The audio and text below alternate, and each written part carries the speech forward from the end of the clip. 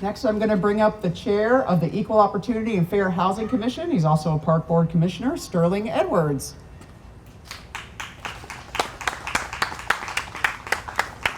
Just take your time.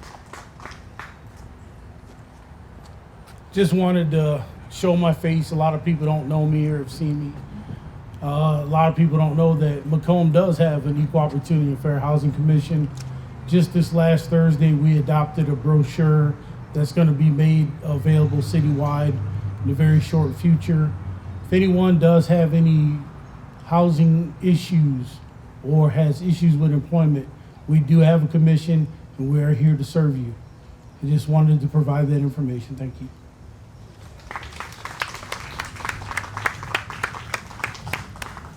Let's see, did Greg make it? Greg Houston was going to try to be here if he could. Okay, so next we're going to open up the mic. You ready, Essie? Okay, we're going to bring up Dr. Essie Rutledge. And let's talk a little bit about how we white people can actually be better allies.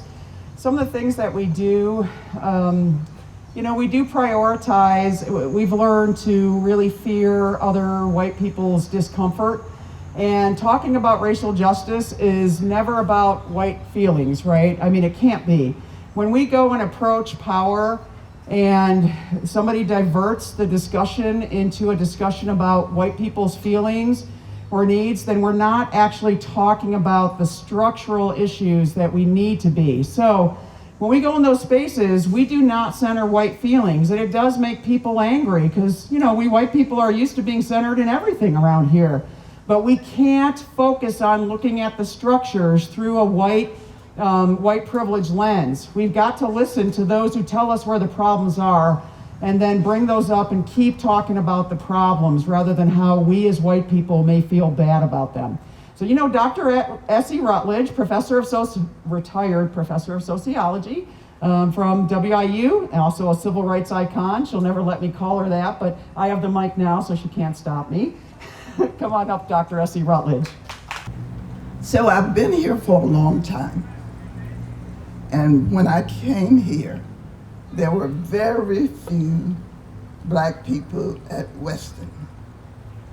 I was the only black female who was in a tenure track position. So I ended up being the first black female to chair a department, to be promoted to full professor. And so my associates, for the most part, were white people. But because when I go into a community, I think it's very important for you to make contact with that community so that you know what is going on. And I've always been really concerned about my people. I want to know what's going on. And I'm not one who just goes in and immediately decide that somebody I met was going to treat me in a racist way. However, I want you to know, and I say this all the time without any apologies. I say it based on my profession as well as my experiences. And that is, all white people are racist. Now, you have to understand and know what racism is to understand why I say that. And I say that because all of us have been brought up in this racist society. We learn our values, our ideas from the people that we come in contact with and learn from. And so our ideas, our values become internalized because of the fact that we grow up around them.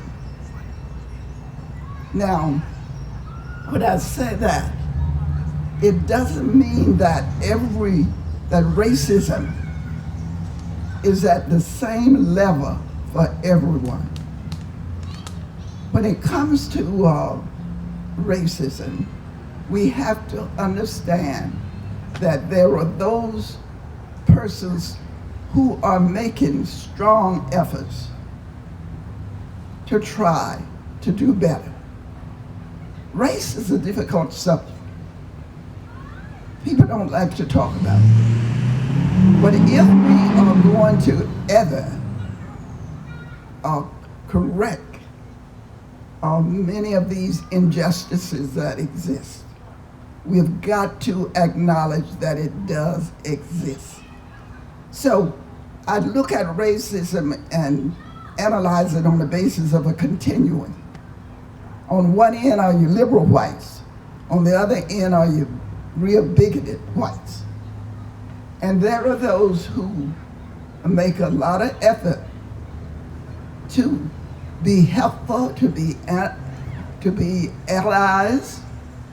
And that is one of the things that the damn women have done. I've seen more of that from them women groups than I've seen from the town in general. Everybody's not at that level. But because racism is individual and institutional, you don't make a decision, and certainly as a sociologist, I wouldn't do that every white person that you meet and come in contact with is going to be a bigot, be a strong racist person. So you give people a chance. And if they are really interested and concerned about change, they will listen. And that brings me to what is so commonly done by white people, and that is to dismiss what black people tell you their experiences are. If I tell you I had the police to come up to me and pull me out of the car, and nobody there but the two of us, how can you dismiss that as being unreal? No. So one of the things we as black people, as people of color, one thing we can do is take the moment or moments to be teachable moments for those who are trying and want to do better. In terms of anti-racist movements, in terms of movements toward equality, racial equality, this has existed since slavery. And unfortunately, it hasn't changed much. We thought when we got a black president that might have helped some. People thought, now we have gained equality. But if you remember some of the things that were said about him, a lot of the caricatures that were put up when he was to speak someplace, then you knew it wasn't real.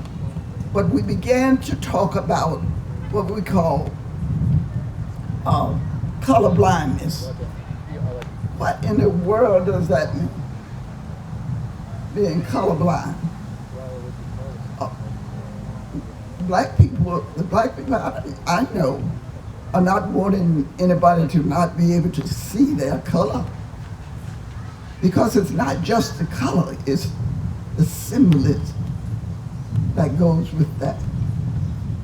And so for us to want to move ahead, we have got to work together. And if we are not willing to do that, we will never achieve racial equality. Racism is not just an opinion. It's not what you think it is.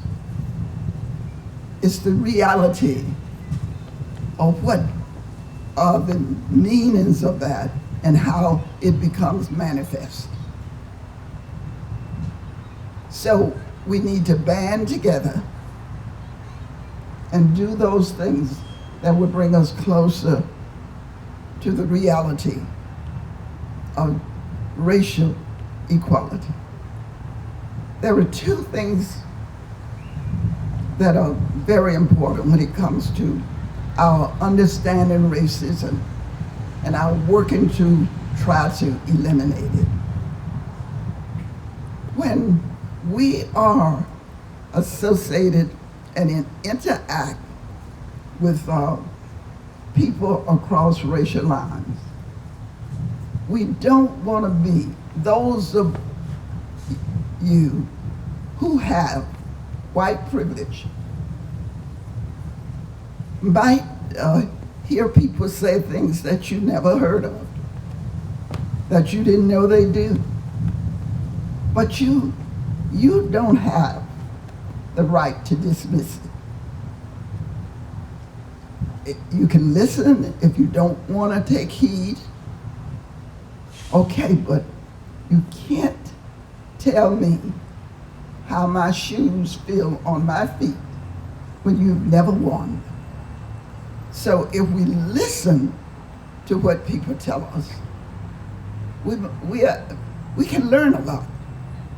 So number one, don't dismiss what people tell you they have experienced. That is not fair. And it does not enable you to learn something. So don't do that. Another thing that white people commonly do or say, if someone is speaking to them about a particular experience they have had, many white people will say, oh, you're pulling the race card. What is that? What do you mean, pulling the race card? And that is not something that gives black people, the best feeling, make them feel that you are trying to support and be an ally. So don't tell them you're pulling the race card. And in spite of what you might think, there are even some black people who will say, such as, I've never experienced racism. And I mean adults, not even children, adults will say that. Well, what I have to say, if in fact you haven't ever experienced it, you really don't understand what it is.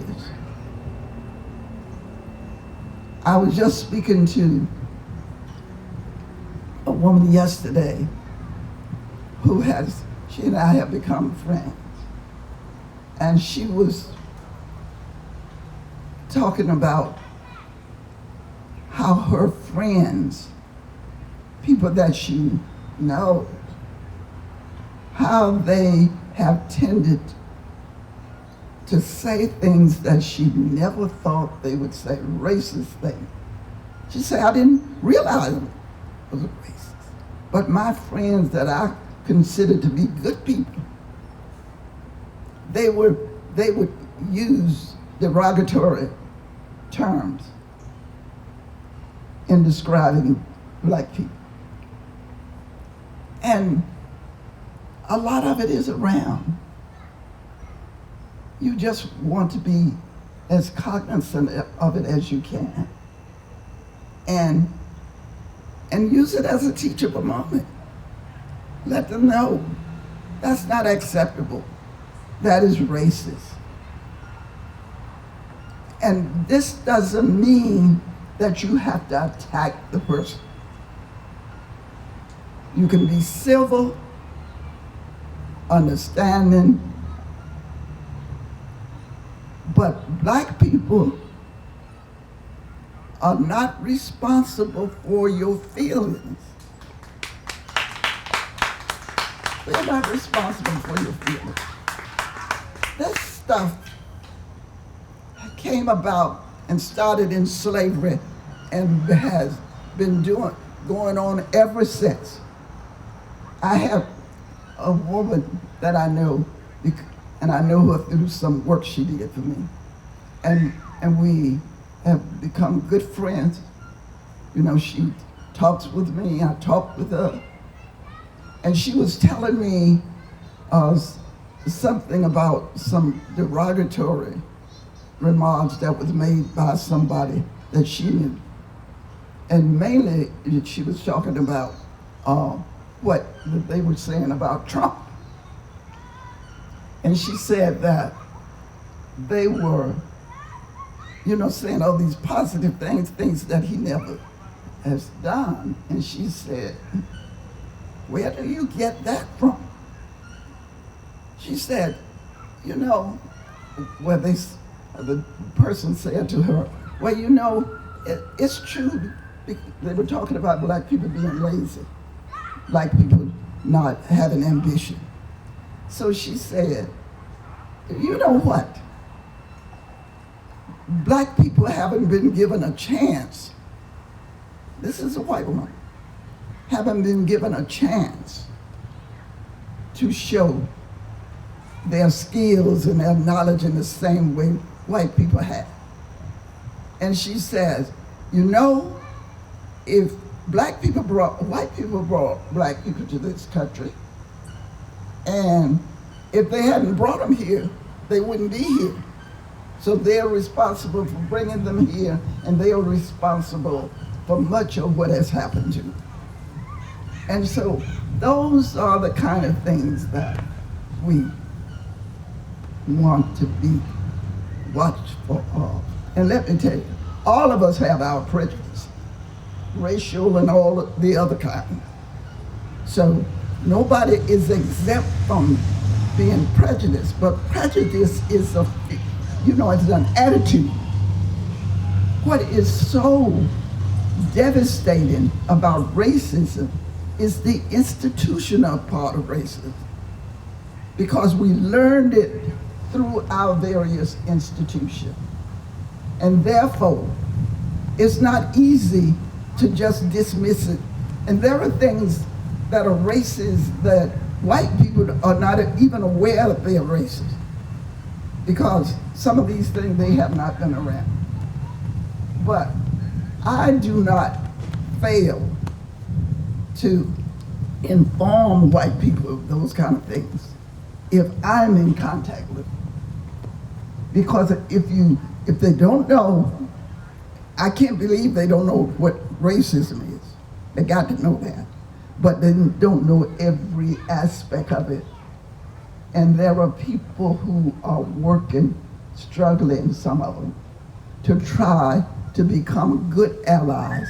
We always had those white allies, even during slavery.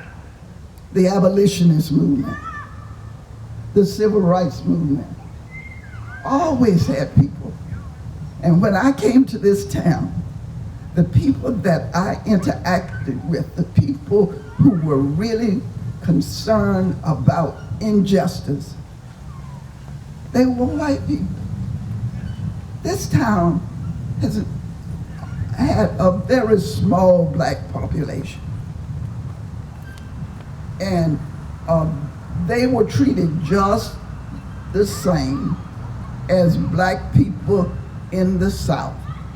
And that is another mistake white folks make, and black folks make, thinking that the North and the South are different.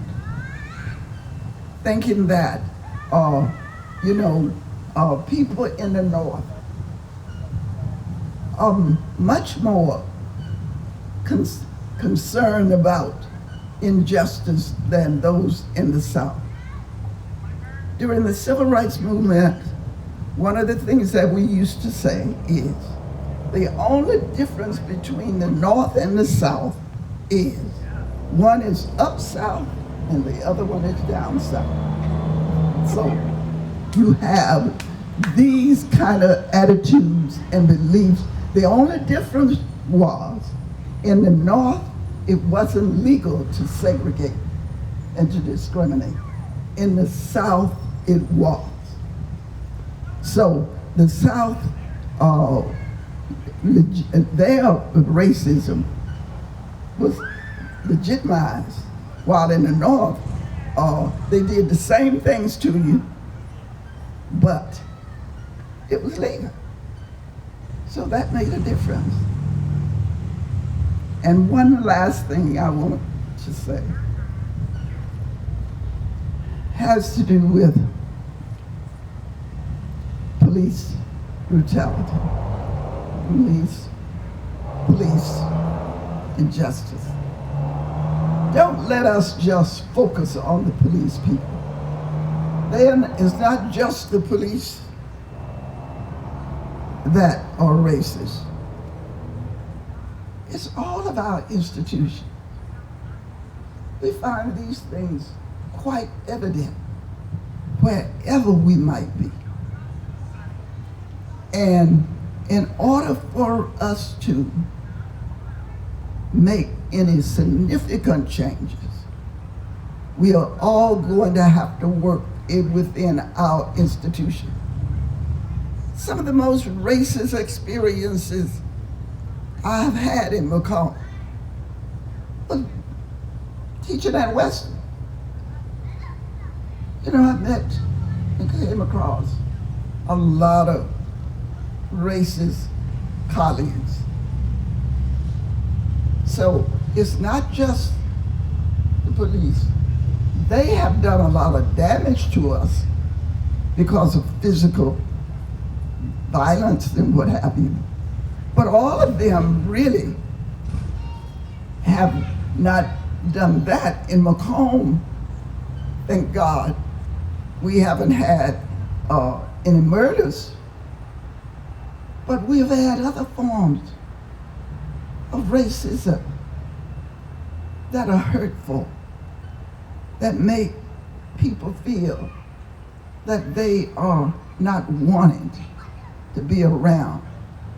And so now there is a lot of talk about defunding police. And some people, I think, have that wrong. In Minnesota, after Floyd, they immediately talk about taking away, abolishing this, the police departments around the country. They're talking about reforming. There are a lot of things that police do that lead to racist behavior. And so we want to get rid of, we need to reform. But there is this program that is going on in Macomb for the citizens to help, fund the police with the body cams. Well, that is something that needs to be done by the city. They need to have a budget. Body cams, that's wonderful. They could be done. But what we need to do to put the pressure on the city to fund this kind of program so that hopefully it will make for better safety. Thank you very much. Thank you so much, Essie.